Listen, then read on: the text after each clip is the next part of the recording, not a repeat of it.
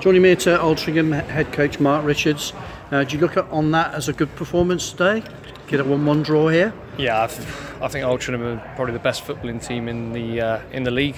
They've obviously been on a hell of a run as well and probably secured their playoff spot today. So yeah, a point away from home is a good result. It was an okay performance, I would probably say. Difficult.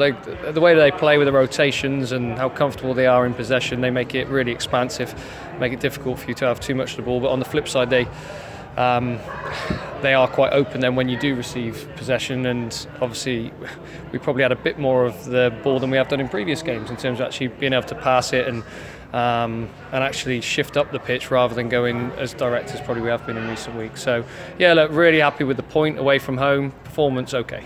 Tom Owen Evans, cracking finish really, had a bit of luck along the way, but he had to get there in the first place, didn't he? Yeah, I think it was the persistence for him, the amount of sort of closing down that he did across their midfield two and their back two, and he got his reward from obviously closing, I think, the centre half down, and then he took it really well because he still had a lot of work to do from where he was, probably 35 yards out, and then travelled and I think gave the keeper the eyes and managed to slot it in the bottom corner. You made reference at the weekend after the Telford game that you look at the teams at the top and there's about 12-15 point difference between the bottom four and the top four. It is small margins, isn't it? Yeah, I think again I think Spennymoor have beaten Chorley in the 94th minute today, and Stockport have gone a 2-0 win as well, so they've changed places and it's really, really tight. You only have to look at the results week in, week out to see that teams down sort of bottom end will beat teams up in around the top end. So yeah, it's to come to, we knew that this running was going to be difficult. Obviously Telford, Altrincham, and then obviously Boston last game of the season. So yeah, pleased with the point today, especially one. We rode our luck at times. First half, I thought a couple of great blocks from the lads in terms of to keep us in the game, and then Yates has made a great save in the second half as well to somehow it stayed out. So we have rode our luck, but fair play to the lads. They've worked their socks off, and turning around 2 games in 3 days is difficult, especially in this heat. How many pointers have you got? Is the last couple of games helping you gel your sort of selection squad-wise for contracts for next year? How closer are you in your own mind? I think we've been looking at that as we've been going along. So I don't think the last couple of games probably makes too much difference. Personnel have been pretty similar in terms of what been out there playing, so look, it's something that we know we've been building towards that probably since we've come in, really, in terms of the amount of changeover and transition of players, and we're getting closer and closer, I suppose, to it as we go along.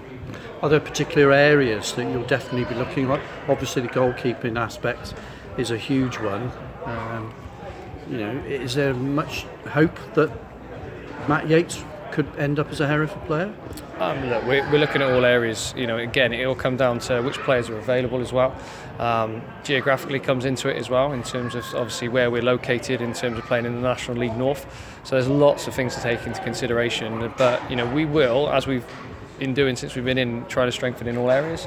And if the right player comes available, then we will obviously do all we can to make him a Hereford FC player. Do you look in the background, even though it's towards the end of the season now? Are you actually looking at players that will be available, or are you just going to basically wait and work your way through a list that you might have? I think we've been probably pretty proactive since we've come in terms of Tim implementing a scouting network. For us to be going and seeing players on a regular basis. Tim and Morse are up here watching the game on Tuesday against Brackley. So we're constantly looking at players at this level above, level below, to ensure we understand what's out there and what would potentially make us stronger, because you've seen this season, the amount of teams that have got very, very good squads, very competitive budgets, and also, just making sure that we can hopefully compete in that top end of the division next year and not be sort of looking over our shoulders and trying to avoid relegation come sort of November, December time.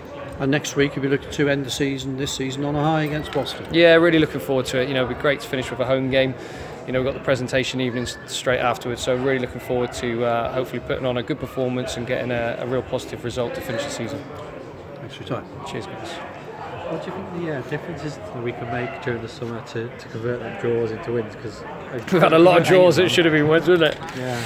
I wouldn't say necessarily that was a draw that probably should have been a win today, but there's definitely, we were just talking about Altrincham at home actually, we were 1-0 up and Harry White's made a A free kick, sort of 89th, 90th minute, and you look at some of the other draws that we've had, like your Ashtons, your Nuneatons, your FC Uniteds, and it's really small margins. And I think that's, just saying then about the point difference isn't massive between that top half and the bottom half. So, say you converted 3 or 4 of those draws into wins, you would be in and around that top 10. And that's the small margins at this level, and at good levels of football, that they do make the difference. But the way we can counteract that is to get better players, better squads, have an opportunity to work with them during pre-season. I think I'm really excited about pre-season, where we're going to have at least sort of 6 or 7 weeks leading into. I don't know whether the first game of the season is the 3rd of August, whether that's been announced yet, but we're planning towards that. So I think that makes a lot of difference, being able to have a bit of time to work with those individuals, because we've had to do it as we've been going along. We recruited one player one week and then another player the next week, and you only get so much time with them being semi-professional. To obviously work with them on the training pitch, and to see what you saw from Altrincham today, which you see a group of players who've been together quite a long time, where there's that understanding between how they play, and it spells to therefore we match them. So yeah, some real positives, but yeah, I'm really looking forward to next season, and obviously sort of pre-season to get us going. And how many players have we got on contract for next season now? I wouldn't know off the top of my head. Probably tally them up, but yeah, we've got a few already locked into the end of next season, so that's good. So at least we've got like a nucleus that we can, we're guaranteed to obviously have here for 19-20. And where in particular will you be looking for, position-wise, then to supplement? I think you look at any strong squad and you're looking down the spine of that team. So we've already mentioned it. Obviously, the goalkeeper situation. Another centre half potentially.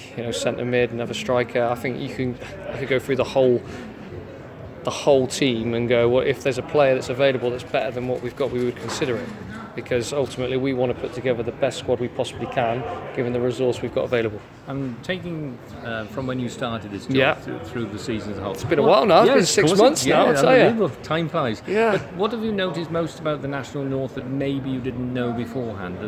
Maybe the physicality in it? No, I played in the National North for a few seasons, and I've been involved in the National North and National South for quite a few years, so I think we was fully aware of how competitive the National. If anything, it's probably got stronger from even, I played in it probably 08, 09, 10 maybe.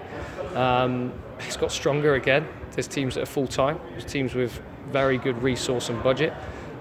It's always had that physicality about it, but you see a mix of teams. You look at Altrincham today, they play, but then you look at your Chorleys and your Spennymoors, and they play very direct. So, it's not like, for example, people would use the National League South, they play football, and National League North, they just boom it. Well, if you watch Altrincham today, they don't boom it, do they? They play, and they got good rotations, and they work extremely hard both on and off the ball. So I just think that the level's just becoming more and more professional, whether they are full-time or not. Each club is really becoming more professional throughout. So in terms of the preparation now, all the games are videoed across the board, so everybody does their homework. So they would have probably had our footage from Saturday, saw what we did, and went to counteract that. Likewise, we watched them, and we were then trying to, how do we get a game plan to nullify them? I had to change it in about 25-30 minutes in, because I felt like we were getting overrun and I needed to change it tactically. And then obviously I made a couple of changes from substitution perspective to hopefully give us a bit more of a foothold in the game. So yeah, it's good. It's good. It's a very, very competitive league, and I really enjoy it. And what's the situation with Rowan Liebert, because he came off at half-time, didn't he? So? No issue at all, no injury. Just a decision. I need to look at the first half. I need to do what I can to go, right, how are we going to win this game, or how are we going to get back into this game? Obviously 0-0 at the time, and I felt like it was the right decision. So yeah, I know he's obviously scored a couple, especially at home, but I felt like it was the right call at the time to obviously take him off and put Carl Finn on. Okay. Thank you very much. Cheers guys.